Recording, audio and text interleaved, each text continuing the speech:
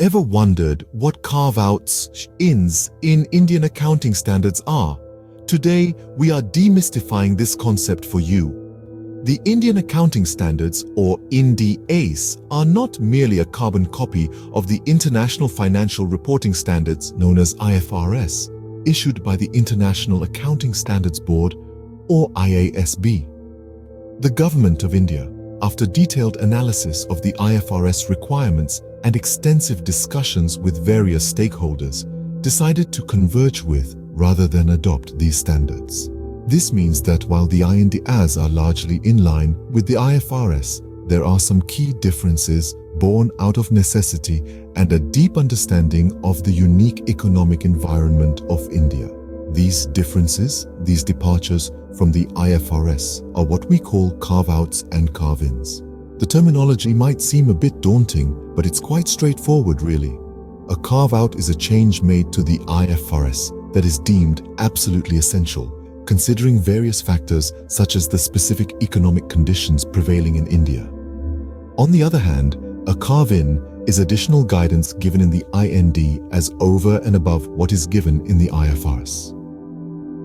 An example of a carve-out is the removal of certain options in accounting principles and practices in the Ind as that exist in the IFRS.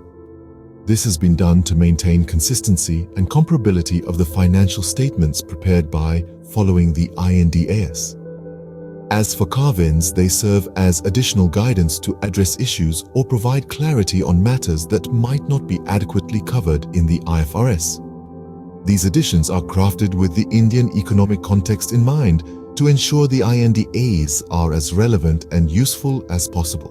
So, you see, the decision of convergence rather than adoption of IFRS by the Government of India was a calculated one, made after considering the unique needs and conditions of the country. With this background in mind, let's delve deeper into the specifics of carve-outs and carve-ins. One of the key factors of carve-outs ins involves terminology differences.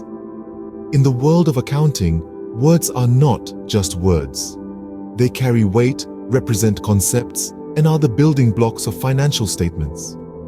When India decided to converge its accounting standards with the International Financial Reporting Standards, or IFRS, it ran into a small roadblock: the language of the laws. The terminology used in IFRS wasn't always consistent with the terminology used in Indian law, so a few changes had to be made. Take, for example, the term Statement of Comprehensive Income.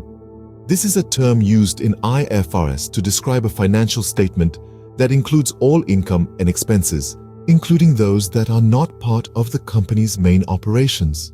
However, in Indian law, a similar concept is referred to as Statement of Profit and Loss. So to maintain consistency, the term Statement of Comprehensive Income was replaced with Statement of Profit and Loss in the Indian accounting standards. Another example is the term Statement of Financial Position. In IFRS, this term is used to describe a snapshot of an entity's financial position at a specific point in time, but in Indian law, we use the term balance sheet to describe the same concept. So again, to maintain consistency with the terminology used in law, the term Statement of Financial Position was swapped for balance sheet. Now, you might be thinking, why does this matter? Aren't these just words? Well, yes, they are words. But in accounting, words are more than just words. They are the building blocks of financial statements.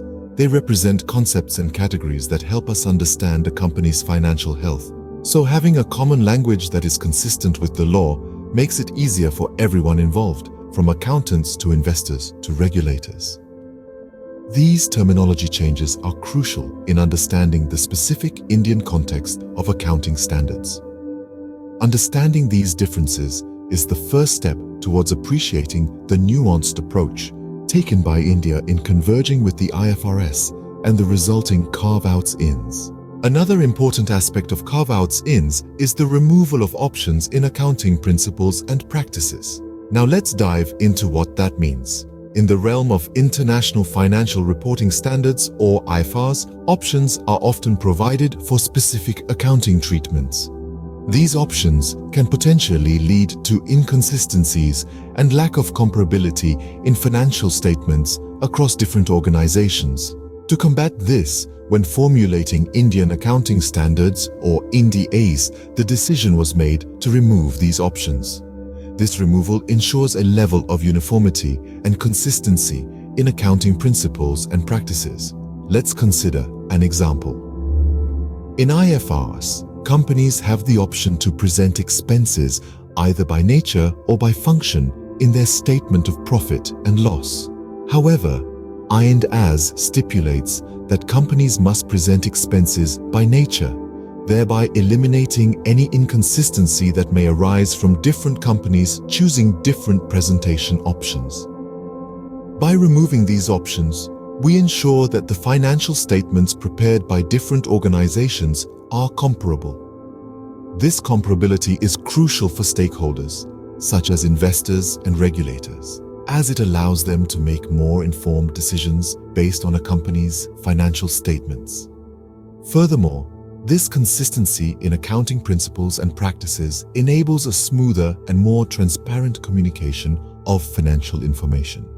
It aids in the reduction of information asymmetry between the providers and users of financial information, leading to a more efficient and effective market. It's important to note, however, that while these changes bring about consistency and comparability, they do not result in carve-outs. Carve-outs are deviations from IFRS due to factors such as differences in the economic environment, and the changes we've just discussed do not fall into that category.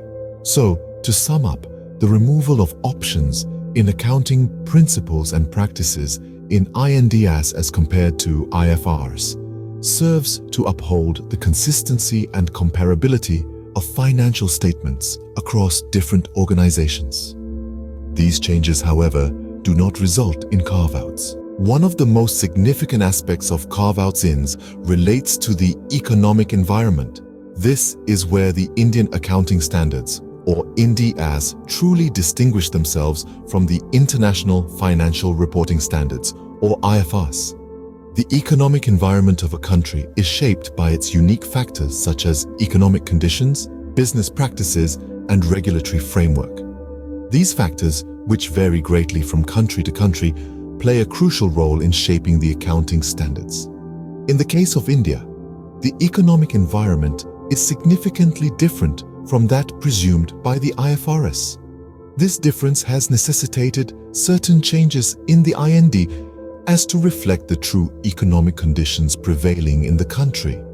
For instance, the way businesses operate, the financial transactions they engage in, and even the financial reporting requirements set by regulatory bodies in India may diverge from those in other countries. These variations can impact the representation and interpretation of financial data. To address these disparities, certain changes have been made in the Ind AS. These changes, which deviate from the accounting principles and practices stated in the IFRS, are commonly known as carve-outs. Carve-outs are not arbitrary alterations. They are carefully thought-out modifications made after extensive discussions with various stakeholders.